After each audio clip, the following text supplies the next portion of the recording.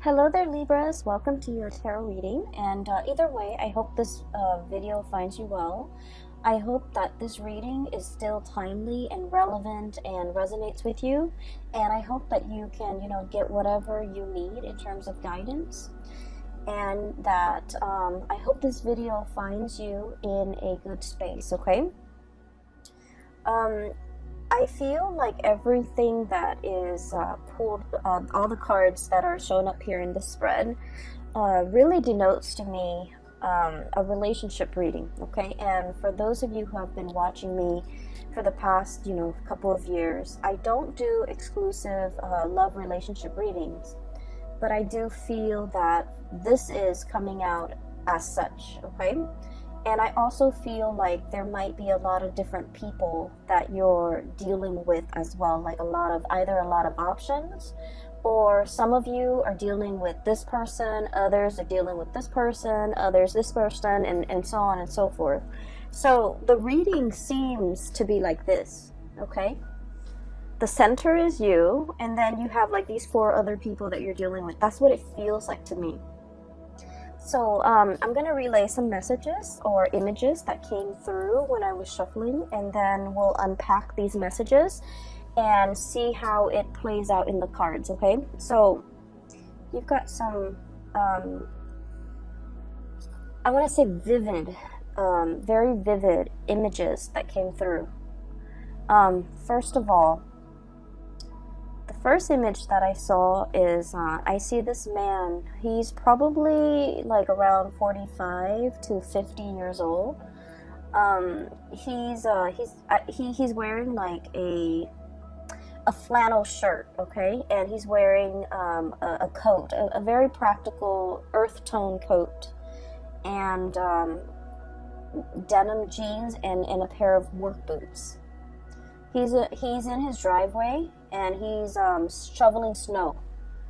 So he's shoveling snow, and it's it's not fun work. It's heavy duty labor, but there's a lot of snow piled up in front of his truck, and he's trying to take his truck somewhere. So he's shoveling snow, and it seems like he's been at it for like 20 minutes. His face is a little bit red from the cold. His nose is like, starting to run, and it's also like turning red from breathing in the cold air. He finally succeeds, and then he stands up and he kind of leans his weight on his shovel, and he's feeling a little bit of pain shooting down his legs, okay? And I feel like this might be the right side, like the right leg, around the hip area. So I'm thinking something similar to like sciatica, or just something like I don't feel like it's a pulled muscle. I feel like it's a pre-existing spot, okay? So then he puts away the shovel. He's finally able to clear the driveway so that he can move his truck.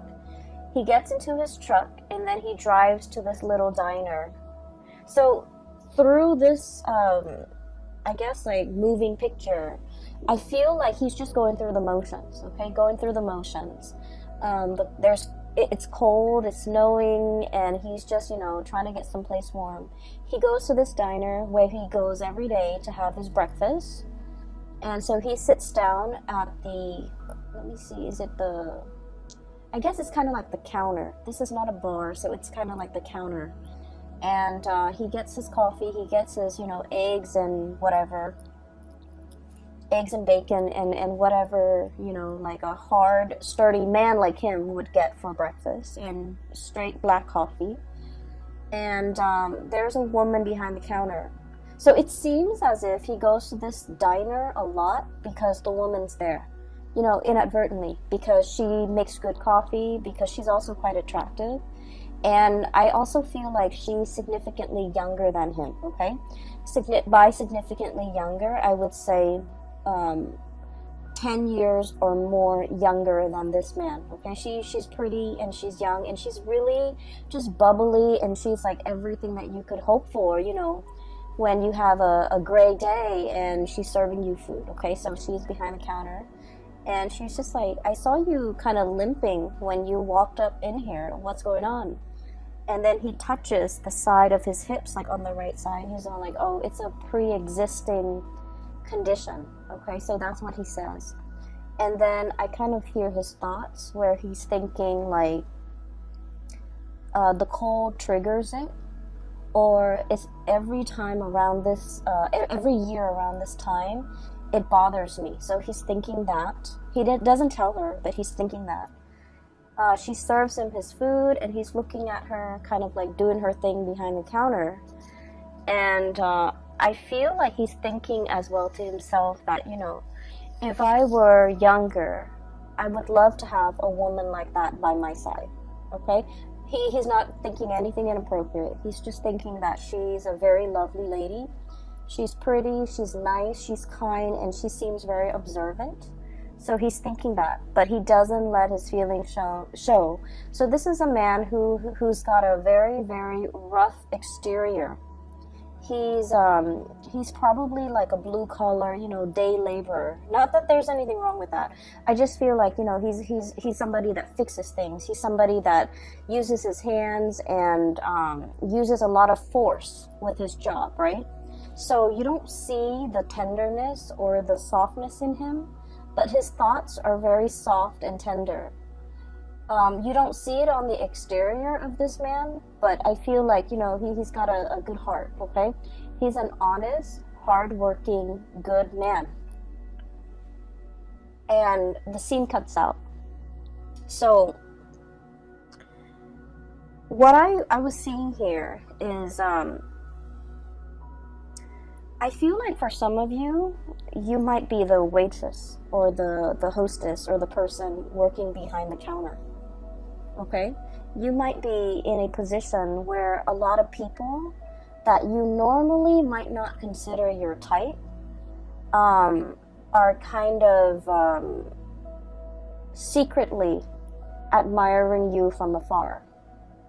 And this kind of harkens back to the Aries reading that I did, where Aries, they have a lot of admirers and a lot of suitors, but the suitors are kind of looking at Aries like they want to have a screaming good time with Aries.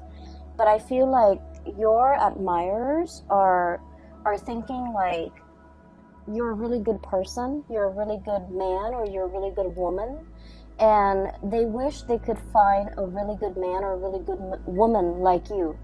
They see the gentle way in which you deal with people. They see the friendly way and the ease in which you have conversations with others. They see the ease in which you're able to smile and make people feel at ease. And I feel that it's really comforting for, it's just like, you know, they're naturally very drawn to you. And what's really interesting is with Aries, and the reason I mention Aries, excuse me for those who are not familiar, Aries is your opposite sign, it's your shadow sign, okay? So the energy playing out for Aries in their love sector is also very similar to you. But with Aries, because they're a fire sign, they attract very fiery types of personality as well, where their admirers declare, you know, verbally declare their love to them. And I feel like whereas for you guys as an air sign, all of these thoughts and feelings are felt by your admirers, but it's kept in the mind, it's kept in the mental space. Does that make sense? I hope that makes sense. And I just feel like if you find yourself in a situation where somebody keeps crossing paths with you, I don't think it's an accident. I think that they're purposely, either purposely or subconsciously, very drawn to you, and they want to be in your presence and they want to be around you. So it's not just, you know, serendipity or like, oh, coincidence. You're here. You know, I saw you the other day over there and now you're here. What are the odds? They're not stalking you or creepily invading your space. I don't feel that. I don't feel any creepiness or any stalkerish vibe. I feel like subconsciously they're very drawn to your warmth. And funnily enough, I did the reading for Aquarius and Gemini, and in one of those readings, your fellow air signs, I mentioned that somebody was very drawn to your warmth. So for whatever reason, you know, air signs are not typically like considered warm. No offense, we're not considered warm. We're considered friendly and easy, and you know, easy to talk to, but not super warm the way that a water sign would be. But for some reason, I mentioned, I think it was the Aquarius reading, that people find them very warm. So there's something happening in the month of December. It's bringing out your caring, nurturing, warm side, and it's making it very visible. But I digress. Either way, I'm going back to this image, and there's another message that came through, so let me relay that before I forget. This man is a habitual, like, patron of this diner, okay? So he might have started going there before the waitress or the hostess works there. Or he might have started going, so I don't know the ins and outs of that. But I just feel like he props himself right by the counter under the guise of, you know, it being convenient because he's there by himself. But because he enjoys chatting with and looking at this woman. And so I feel like, you know, it's not a coincidence. If you keep seeing somebody mulling around or in your vicinity, or like you constantly run into them, I feel that they're energetically thinking about you and drawn to you and admiring you. And I also feel like they're definitely interested, but the way in which they show their affection, they might be a little bit rough around the edges. They might not feel like they're good enough for you, or they might not feel like they're your type, okay? They might not feel like they might not feel like the feelings are mutual from your end, and so they never say anything, okay? So that's just what I saw first. So for those who are single, you know, give people a chance, because I'm seeing here there might be a really good man or a very good woman in your environment that would be a very suitable relationship partner for you. Not only that, for those of you who are looking for like a serious partner, somebody you want to spend the rest of your life with, I feel like there's somebody here that wants to go the distance, you know? They'd rather be single than be in the wrong relationship, right? So it's not someone who's desperate for a relationship. They know themselves.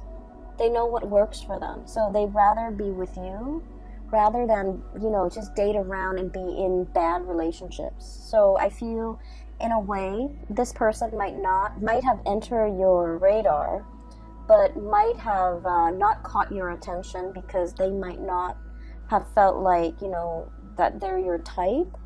And you might have like working relationship with them where you just never thought it was possible that there might have been romantic feelings or romantic thoughts or, you know, inclination from their end to want to date you. So I feel like it's like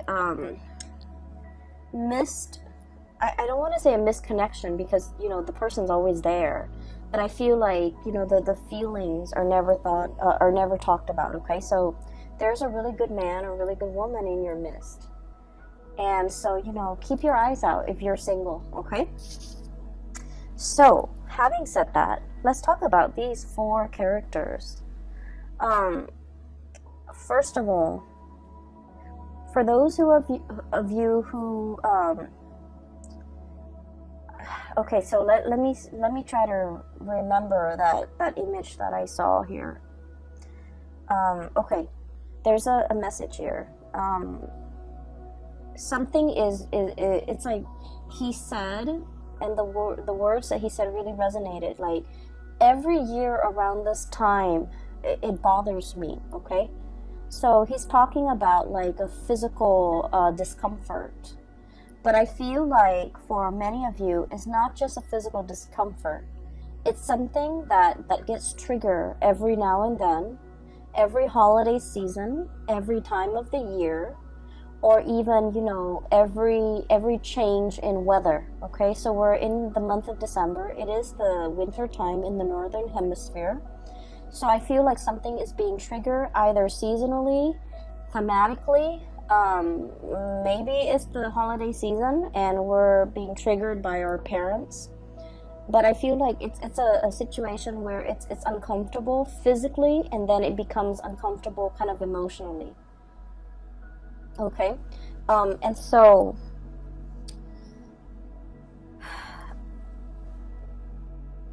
I do feel like there might be a lot of squabbling between you and a significant other over something that gets triggered every year around this time. For some of you, this could have to do with, the blending of the family, co-parenting. Do we send the kids to this place or do we send the kids to the other place?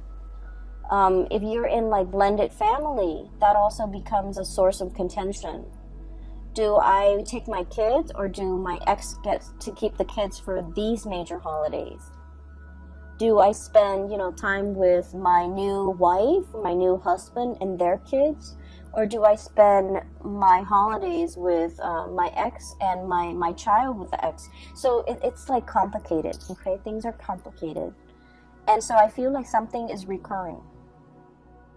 And then I also feel for many of you, the message that I'm getting here is just because there is conflict amongst people, it doesn't mean that the love is not there. Does that make sense? I hope that makes sense to you, because that's what chose to come out. So that's what like just kind of oozed out. So I feel like it's kind of telling you, if you're dealing with somebody and every single time you talk about this one topic, it triggers conflict, it triggers like disagreement, it triggers lack of consensus, it just triggers like really raw emotions within you and then within that other person. And just because it does that, it doesn't mean that there is zero compatibility. It's just you feel really strongly about this topic, they feel really strongly about this topic. This might just be a hot trigger topic for you and this person. It doesn't mean that it's the end of the world, and it doesn't mean that, you guys are doomed. Okay? It doesn't indicate to me that this is a sign, this is not the person for you to be with. That's not what it's saying.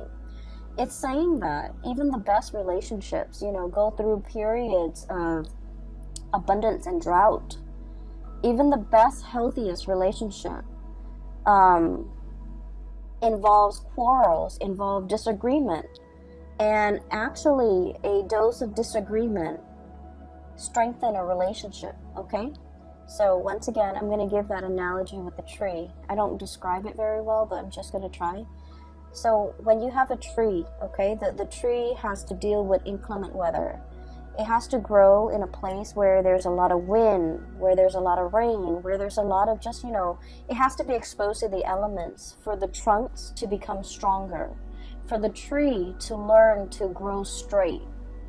And so adversity is the stuff of life, okay?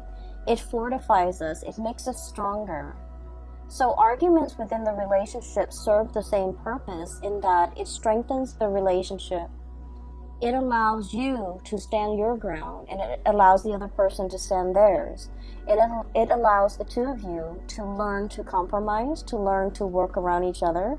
It strengthens the relationship. So every relationship requires a healthy dose of arguments, disagreements. Okay? And the reason why I say this is we have the Five of Swords, which is bickering.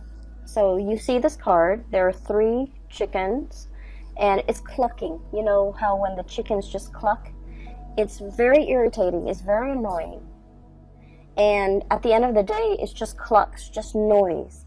No one is really hearing one another. But it's joined up here with the Two of Cups. And this is a reminder for us this holiday season when we're dealing with like a lot of people, when we're dealing with coworkers, office parties, family gatherings, meeting everybody from, friends and relatives and who they're dating, keeping everybody's uncles' names and aunts' names straight. We're in this environment where we're not gonna get along. And I keep hearing this as well. The topics of politics and religion will come up. And, it's such a hot trigger topic nowadays. So we're not always going to get along. But we don't have to get along. With this Two of Cups here, it's a gentle reminder for us that, we're not human unless we have strong opinions about things, right? Unless we can think for ourselves, and unless we know what we believe in and what we don't believe in, what is total rubbish. And so it's really telling you to pick your battles, because the Five of Swords is mindless bickering, whereas the Two of Cups is about camaraderie. It's about calmness and tranquility and compatibility. So pick your battles, but at the same time, a healthy dose of conflict, if we don't take it personally, is very good for fostering solid, strong relationships. And, Libras, you guys are the gentlest signs of the zodiac. I feel like you guys and Cancers are very gentle, are very kind, loving people. You're also very conflict avoidant. You will stand up for the things that you believe in, but you don't want to argue with somebody, especially if they're not very knowledgeable. You don't want to waste your time. And then you also don't like it when other people argue, okay? It ruins your vibe. It ruins the ambiance, and it makes you uncomfortable. And so I would say, being around this environment might not be all that bad, because I feel that some things need to be addressed. Some things need to be kind of brought to the surface and talked about, so that we can fortify our relationships, okay? It's sort of like with family members. It's a love-hate relationship, right? We get, you can't live with them, can't live without them. There's a lot of conflict, there's a lot of bickering. They know how to push your buttons, but at the same time, there's, unconditionally, there's a lot of love. So it's one of those situations where take the good with the bad. That's life, pretty much, okay? So there's this person here where, you can't get along, but it doesn't diminish the love, okay? And then I have another person here that is very loving, very attractive, very beautiful. And it's showing up here as the Empress. This is somebody with children. This is somebody you might have children with. And we have the Ace of Pentacles. And the Ace of Pentacles is possibly the beginning of something. So for some of you, you might be contemplating, going after somebody that you're really interested in. You might not have children, they might have children, and so you're kind of slowing your buying your time, or pondering, and if this is a good thing to get involved in. Give me just 1 second. Sorry about that. So I was talking about this person right here, and I feel like they have a really good heart. So it's showing up as the Empress. This is the caretaker, the nurturer, the giver. This is someone who's also very attractive. They're beautiful or handsome. They take good care of themselves, not in a vain, way, but they're very presentable, okay? And I also feel like they're very good with animals. They're very good with children. When people are good to animals and are good to children, they're just a good person, okay? So I feel like you and this person might be on the verge of either tying the knot, taking a relationship, somebody asking somebody, approaching someone to ask. They could be approaching you, you could be approaching them for hey, do you want to go out for dinner? I'm interested in you. So there's some type of an offer coming through with this person here. And then I also feel you might be single without children. They might have children. You might have children. They might be single without kids. There is definitely an age difference, okay? So I'm seeing this could be, that hostess at the diner. You might be a little bit older, and you're interested in her, or him, or the other person, one person is older than the other, so there's an age difference here that I'm sensing. And I feel like it is a very good match. And I feel that, you know, if you're the one without the children, their children are very well behaved, and they will embrace you like family. They will treat you like family. They will, you know, invite you into the fold. Okay, so I feel like there's a potential here for a really good relationship. I also feel as well, these two characters can be enmeshed or can be the same person. But just because there are occasional conflicts, and just because you can't get over this one thing, it doesn't diminish the love in this situation in any way. All right?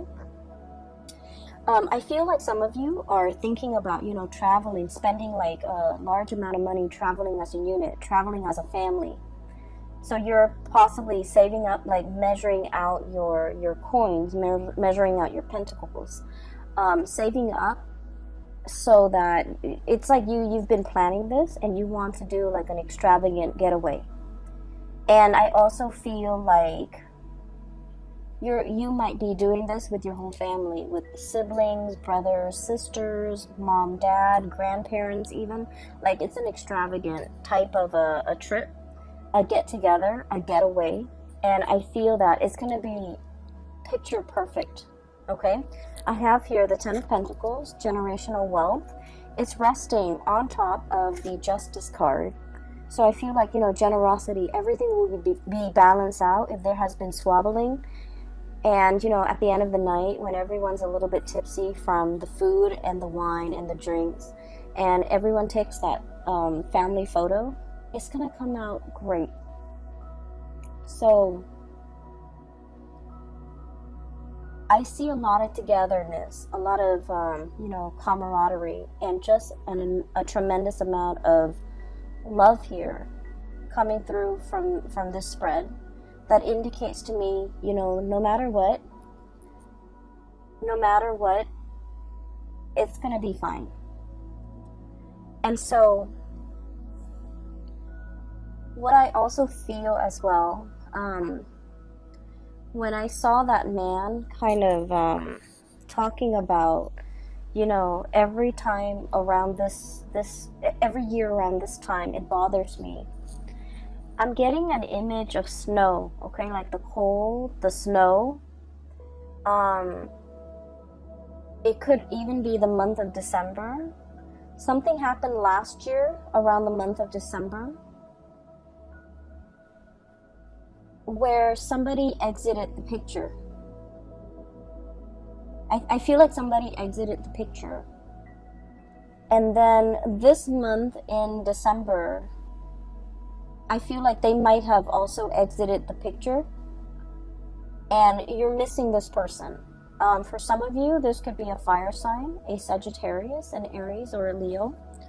We have the King of Pentacles. I'm sorry, the King of Wands. So this is the fire sign. Sagittarius, Aries, or Leo, and the Five of Pentacles.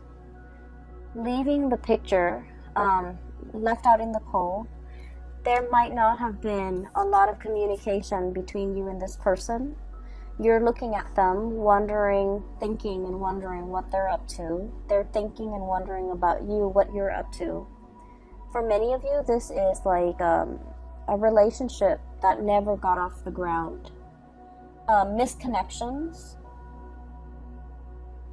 I feel like the other person had to do something to get their career or their work in order.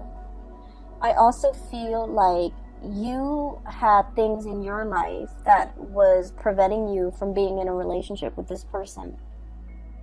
Okay? And I do sense for many of you, you might be in another relationship and you admire this person. I feel like the feelings are very mutual. You like them, they like you. But for whatever reason, they were going off to pursue their career. You might have been in another relationship and you couldn't be with them. So the feelings are felt, but I feel like out of the sense of responsibility and morality and ethics, nobody did anything because because they didn't want you to stray. You also didn't want to stray. And so there was like a missed opportunity here. And I feel like, there's a thing here about timing and seasons and December. So whatever happened, last December, it's bringing back the same sense of abandonment, the same sense of nostalgia, the same sense of lack, and the same sense of like lacking communication, lacking in communication, not wanting to be on the outs with this person anymore, being a little bit as well, I want to say like, it's stirring up a pain, okay? It's stirring up like a discomfort, a pain. And you wish that it wasn't there. You wish that it wasn't there. You wish that you could find a way to, it's like, it's a recurring thing. So like it comes back in very unexpected ways. There might be symptoms, there might be things that trigger it, there might be, communication from the person, or even thinking about this person, or thinking about the time you spent with this person in December last year, in December this year. So there's an element here about, cycles, something being very cyclical. It's recurring, it's coming back. And especially for those who are single, it might be a really good time for you to contact this person and reach out, because they're looking at you, you're looking at them, and I do feel this tremendous sense of longing, missing, wanting.